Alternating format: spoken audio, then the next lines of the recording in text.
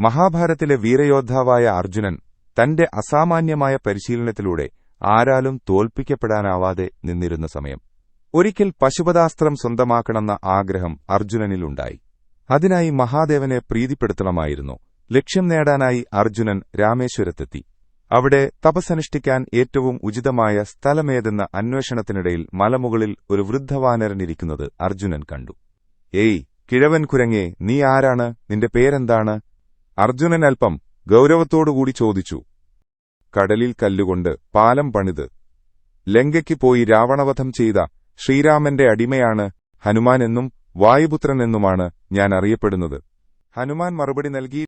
അർജുനന് ചിരിയാണ് വന്നത്. "നിന്റെ രാമനത്ര ശ്രേഷ്ഠനാണെങ്കിൽ സ്വന്തം അറിവുകൾ കൊണ്ടുതന്നെ പാലം കെട്ടി സാധിച്ചെടുത്തേനെ. അതെന്താ അന്ന് ചെയ്യാതിരുന്നത്?" ശാന്തനായിരുന്ന ഹനുമാനെ ശ്രീരാമനെ പരിഹസിച്ചുള്ള പരാമർശം ചൊടിപ്പിച്ചു. "ഞങ്ങൾ കുരങ്ങുകളുടെ ഭാരം താങ്ങാൻ വേണ്ടിയാണ് ശ്രീരാമപ്രഭു അങ്ങനെയൊരു പാലം പണിതത്. അമ്പുകളാൽ കെട്ടപ്പെട്ട പാലം ഭാരത്താൽ മുങ്ങുമെന്നുണ്ടെങ്കിൽ എന്തു മഹിമയാണ് ആ വീരനുള്ളത്? ഞാനിപ്പോൾ തന്നെ അമ്പുകളാൽ ഒരു പാലം പണിയാം. ഹനുമാന് അതിൽ നിന്നുകൊണ്ട് എന്തും ചെയ്യാം. അപ്പോൾ വില്ലാളി വീരൻ ആരാണ് എന്നതിന് ഒരു തീരുമാനമുണ്ടാകുമല്ലോ." അർജുനൻ കളിയാക്കിക്കൊണ്ട് ചോദിച്ചു. "അമ്പുകൾ കൊണ്ടുള്ള പാലത്തിന് എന്റെ ഭാരം താങ്ങാനാവാതെ കേടുപാടുകൾ സംഭവിച്ചാലോ?" ഹനുമാൻ സംശയമുന്നയിച്ചു. "അങ്ങനെ സംഭവിച്ചാൽ അഗ്നിപ്രവേശത്തിന് ഞാൻ ഒരുക്കമാണ്. മറിച്ചായാലോ?" അർജുനൻ വെല്ലുവിളിച്ചു. "എനിക്ക് പാലത്തിന് കേടുപാടുകൾ ഉണ്ടാക്കാനായില്ലെങ്കിൽ അർജുനന്റെ രഥത്തിന്റെ കൊടിയടയാളമായിരുന്നുകൊണ്ട് താങ്കൾക്ക് വേണ്ട എല്ലാ സഹായങ്ങളും ചെയ്യാൻ ഞാൻ കടപ്പെട്ടിരിക്കുന്നു." ഇരുവരും പന്തയത്തിന് തയ്യാറായി. തന്റെ ഗാണ്ഡീവത്തിൽ നിന്നും ശരവർഷം പൊഴിയിച്ചുകൊണ്ട് അർജുനൻ ഒരു ഉറപ്പുള്ള പാലം പണിതു. ശ്രീരാമദാസനായ ഹനുമാൻ പ്രാർത്ഥനയോടെ പാലത്തിന് സമീപമെത്തി. രാമരാമ എന്ന് ഉരുവിട്ടുകൊണ്ട് പാദത്തിന്റെ ചെറുവിരൽ കൊണ്ട് ചെറുതായി പാലത്തിന്റെ അറ്റത്ത് ഒന്നമർത്തി. ദാ കിടക്കുന്നു പാലം തവിടുപൊടിയായി. വില്ലാളിവീരനായ അർജുനന് അപമാനഭാരം താങ്ങാനായില്ല. മനസ്സു തകർന്ന അദ്ദേഹം അഗ്നിപ്രവേശത്തിനുള്ള ഒരുക്കങ്ങൾ ആരംഭിച്ചു.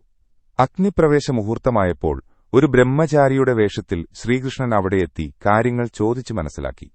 എന്നിട്ട് പറഞ്ഞു, "ഒരു മത്സരമായാൽ ഇടനിലക്കാരൻ അത്യാവശ്യമാണ്. തീർപ്പ് കൽപ്പിക്കാൻ ഒരു വ്യക്തിയില്ലെങ്കിൽ അതൊരു മത്സരമായി കണക്കാക്കാനാവില്ല. അതുകൊണ്ട് വീണ്ടും മത്സരം ആരംഭിക്കൂ. തീർപ്പ് പറയാൻ ഞാനുണ്ടല്ലോ." വീണ്ടും അർജുനൻ പാലം പണിതു. ഇരുവരും കാണാതെ ശ്രീകൃഷ്ണൻ തന്റെ ചക്രായുധമെടുത്ത് പാലത്തിന്റെ നടുവിൽ പ്രതിഷ്ഠിച്ചു. പാലം നിസ്സാരമായി പൊളിക്കാമെന്ന അഹങ്കാരത്തോടെ ഹനുമാൻ പാലത്തിൽ ചവിട്ടി. പക്ഷേ പാലത്തിന് ഒരു കുലുക്കവും സംഭവിച്ചില്ല. അത്ഭുതപ്പെട്ടുപോയ ഹനുമാൻ പാലം പൊളിക്കാൻ പല മാർഗങ്ങളും നോക്കി. പക്ഷേ പാലം ദൃഢമായി തന്നെ നിന്നു. തോൽവി സമ്മതിച്ചുകൊണ്ട് ഹനുമാൻ കരയിലേക്ക് മടങ്ങി. ശ്രീകൃഷ്ണൻ ബ്രഹ്മചാരിയുടെ വേഷം ഉപേക്ഷിച്ച് സ്വയരൂപമെടുത്തുകൊണ്ട് പറഞ്ഞു, "ശ്രീരാമനെ പുച്ഛിച്ചുകൊണ്ടുണ്ടാക്കിയതായിരുന്നു അർജുനന്റെ ആദ്യ പാലം." ഹനുമാനാകട്ടെ ശ്രീരാമഭജനത്തോടെ പാലം തകർത്തു.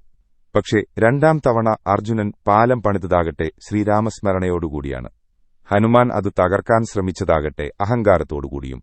ഇങ്ങനെ പറഞ്ഞ ശേഷം കൃഷ്ണൻ പാലത്തിൽ ഉറപ്പിച്ച ചക്രായുധം തിരികെയെടുത്തു. അഹങ്കാരം നശിച്ച അർജുനനും ഹനുമാനും സൗഹൃദം പരസ്പരം പങ്കുവച്ചു. പാലം തകർക്കാൻ കഴിയാതെ പോയ ഹനുമാൻ മഹാഭാരത യുദ്ധത്തിൽ അർജുനന്റെ തേരിന്റെ കൊടിയിൽ ഉപവിഷ്ടനായി സർവ്വവിധ അനുഗ്രഹങ്ങൾ ചൊരിയുകയും ചെയ്തു.